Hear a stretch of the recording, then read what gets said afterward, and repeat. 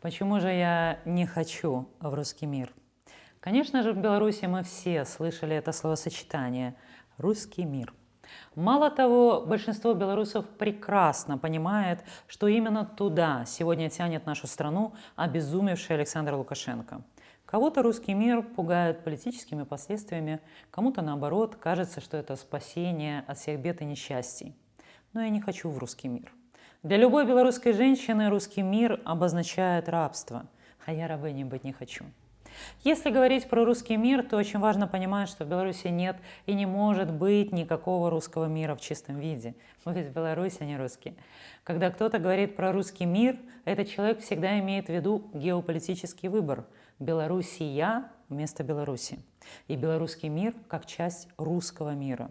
Русский мир – это, конечно, не только геополитический, это цивилизационный выбор.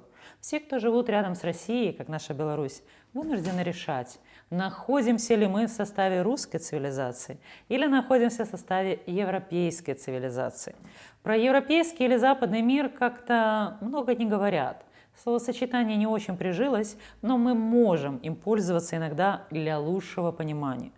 Если мы говорим про русский мир, ну или про западный мир, то речь всегда идет про определенную картину мира, определенные ценности, традиции и культуру, которые люди в рамках своей цивилизации поддерживают. В том числе, как люди трактуют для себя те или иные исторические события. Например, восстание Костуся Калиновского. Это было хорошо или плохо для белорусов?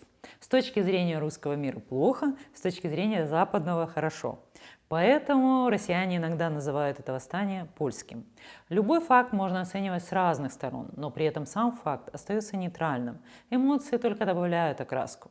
Поэтому, если мы говорим про Беларусь в рамках русского мира, то мы можем это называть БССР. Так уже было, и нас к этому хотят вернуть в каком-то виде. А я не хочу возвращаться в БССР. Как ни крути, мне в русском мире места нет. И вот почему. Я женщина старше 40 лет с очень тяжелым заболеванием и с двумя маленькими детьми на руках. В русском мире женщина оценивается как объект. В русском мире женщины мнения никто не спрашивает. И этот объект должен быть сексуально привлекательным и уметь себя продать какому-то статусному и богатому мужчине, потому что в одиночку женщина там человек второго сорта. Причем эта позиция всегда цинично и демонстративно прикрывается псевдозащитой женщин. Но это не защита. Это манипуляция нашим женским желанием защиты и потребностью в безопасности. Но реальное отношение в русском мире к женщине, как к человеку глупому и слабому, и неспособному позаботиться о своих интересах, ярко отражает очень известный анекдот о том, на какие две категории делятся женщины. Ой, какая дурочка, боже, какая дура. То есть в русском мире ты по умолчанию дура. Но пока ты молодая и красивая, то тебя это прощает. Это даже миленько, потом нет. В русском мире женщина – это функция или приложение. Это не партнер, не гражданин, с которым можно строить деловые отношения, а всего лишь сексуальный объект. Женская функция в русском мире – радовать глаз и возбуждать сексуальное желание мужчин. И поэтому к внешности и возрасту женщин предъявляются очень большие претензии. Помните фразу, что женщина должна вдохновлять своего мужчину на подвиги? Не сама совершать подвиги, не строить нормальные отношения со своим мужчиной. Именно на женщину возлагается ответственность за действия мужчин. Твой муж не совершает подвиги каждый день? Значит, ты плохо старалась. В культуре русского мира единственная полезная женщина – это молодая женщина без детей и будущая мать. Даже не будущая мать, а некая будущая мать в кавычках, потенциальный объект деторождения. Общество постоянно обсуждает, как повышать рождаемость, запретить или нет аборты. Но на самом деле судьба рожденных детей никого из власть имущих, как мы знаем, не интересует.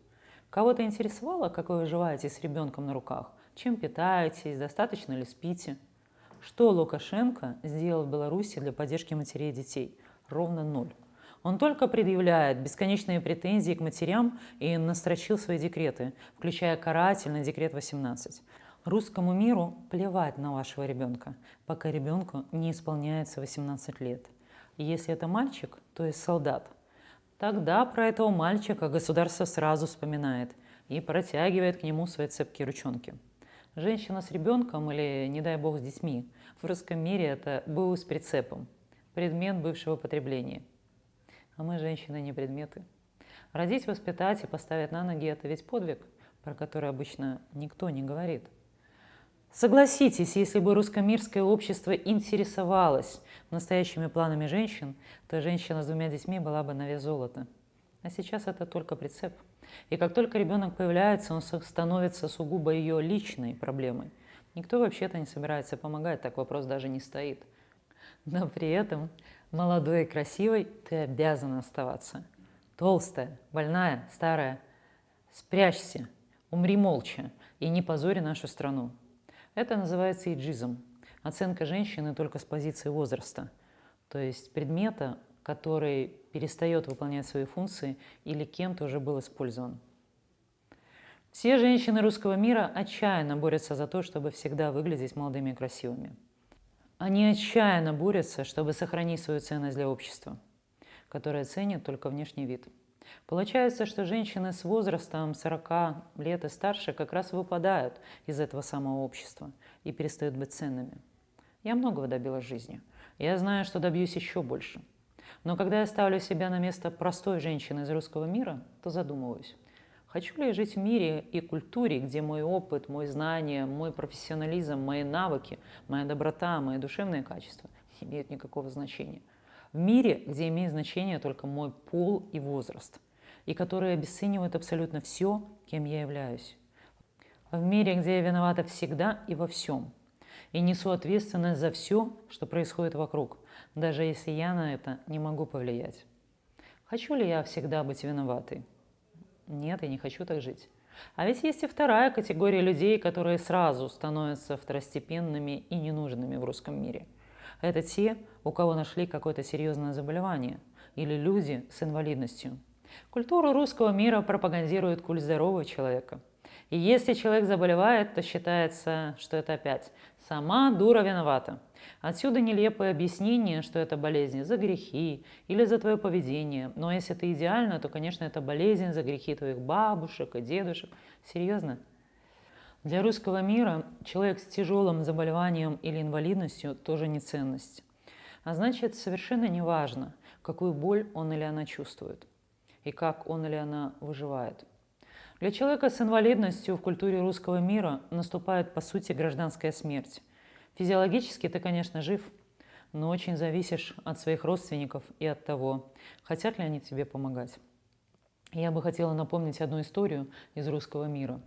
Военный пенсионер, бывший заместитель главкома дальней авиации по воспитательной работе, генерал-лейтенант ВВС в отставке Анатолий Кудрявцев болел раком желудка и покончил жизнь самоубийством, потому что не выдержал боли и отсутствия обезболивающих. Повесился на шнурке, закрепленном за дверную ручку.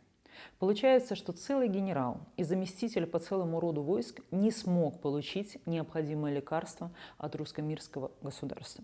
Все просто. Заболел? Ты отработанный материал, даже несмотря на то, что ты генерал. Тебя уже не пошлешь в бой, и ты не нужен. Тихо умри, не позорь наше красивое государство. А чего ж тогда говорить о простых людях? Кстати, простой мужчина в русско-мирском обществе тоже не человек, не гражданин со своими потребностями, идеями и мечтами. Это тоже функция, только немного другая. Он тоже предмет. Об этом и о цепких ручонках государства в отношении мужчин мы, конечно, поговорим в другой раз. Русский мир, его по-другому называют патриархат, одинаково больно бьет по мужчинам и женщинам, отбирая у нас право быть собой и право на счастье, выжимая все соки и выбрасывая людей, когда у них уже не остается силы и здоровья. Но вернемся к больным людям. Больной человек не может выполнять полноценные функции и, соответственно, перестает быть ценен. К нему меняется отношение. Теперь это человек второго сорта, которого только пристальное внимание Европы и европейской цивилизации не позволяет запереть лепрозорий, чтобы не позорил своим присутствием нашу процветающую страну. Повторю, меньше отсвечивай и желательно побыстрее и тише умри, чтобы не раздражать государство. Печально, но я лично попадаю в обе эти категории. Я имею ценность, опыт, знания, имею вдохновение, мечты, но все это бесполезно и не имеет значения для русского мира. Я не могу с этим согласиться. Мы должны строить общество и государство, где каждый человек имеет ценность, неважно, сколько ей или ему лет, и неважно, какие у него или у нее заболевания. И да, насколько возможно, все должны иметь право на качество жизни. Лежать прикованным к постели, прокусывать губы от боли и считать трещинки на потолке – это не жизнь. Уж я-то знаю, я парализованно лежала 3 месяца. И мне очень больно, что в Беларуси есть люди, которые так лежат годами. И вот удивительно, достаточно отъехать от Минска на 200 километров к западу, как чудесным образом все именно так и происходит. В Литве я получаю довольно серьезное лечение. Моя болезнь не лечится, но сделать мою жизнь легче можно. Убрать боль можно. Даже в Литве, даже имея очень тяжелое заболевание, но имея необходимые лекарства, при возрасте старше 40 лет с детьми, можно быть полноправным членом общества. Да, конечно, я не обгоню олимпийского чемпиона. И вообще, наверное, никого не обгоню на беговой дорожке.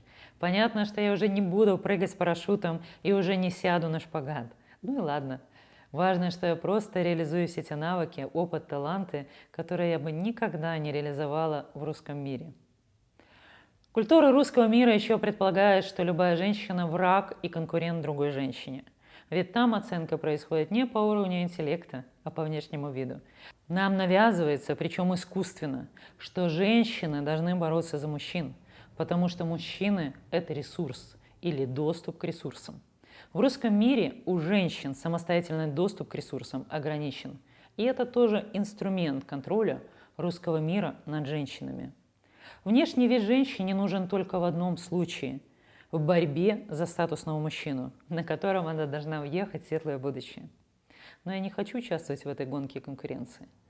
Попытка заставить меня и других женщин прикидываться молоденькими девочками как раз обесценивает весь тот профессионализм, который у нас есть, весь опыт и наши знания. Я уверена, что примерно те же мысли приходят в голову любой женщине в ее жизни, даже если эта женщина была простой домохозяйкой и обеспечивала уют своим детям и карьеру своему мужчине. Даже это означает, что у нее есть определенный опыт, и он ценен, делая любую женщину уникальной. Уникальным человеком, способным многое изменить в этом мире, вопреки попыткам русского мира все это обесценить и сделать нас безликими и одинаковыми. Заставить нас тратить массу времени на бессмысленную борьбу за вечную молодость. Это простая ловушка, облегчающая управление женщинами. Пока женщины борются с друг другом за ресурс, за доступ к мужчинам, обществу не нужно решать их проблемы, не нужно делать качество их жизни выше. Разъединенные женщины не могут защищать свои права и интересы. Женщины, которые тратят все свое время и энергию в попытках остаться вечно молодой и в попытках всегда конкурировать с другими женщинами, ничего не сможет добиться. У нее тупо на это нет времени и энергии. Добиваться результата и изменить жизнь могут только определенные социальные группы, осознавая свои интересы. Если женщины объединяются и поддерживают друг друга, нами намного сложнее манипулировать. И нам намного сложнее навязать то, что нам не нужно. А наш женский интерес как группы очень простой. Убрать дискриминацию в обществе, отнимающую и ворующую время нашей жизни. Просто представьте, что дискриминации нет. Нет стеклянного потолка, нет дурацких стереотипов, которые вы, возможно, даже не ощущаете, но которые очень затрудняют вашу жизнь. На всех уровнях каждая женщина испытывает огромное сопротивление общества. Мы к этому привыкли, этого не замечаем. Но насколько легкой и простой была бы жизнь без этого сопротивления? Я знаю, что в русском мире моя жизнь станет очень тяжелой и очень печальной. Я не смогу ничего там, и я буду никем. Но я также знаю, что людьми второго сорта станут все белорусские женщины. А мы не для того боролись, чтобы возвращаться в СССР. Мы там уже были, нам хватило. Мы боремся за справедливое общество для всех, за равный доступ к ресурсам. И за то, чтобы каждый человек в Беларуси был ценностью. Молодой или старый, больной или здоровый, с детьми или без. Но это возможно только, если мы будем подальше от русского мира. А про гендерные стереотипы и многие другие вещи поговорим в следующих видео. Ставьте лайки, пишите свои комментарии. Живи Беларусь!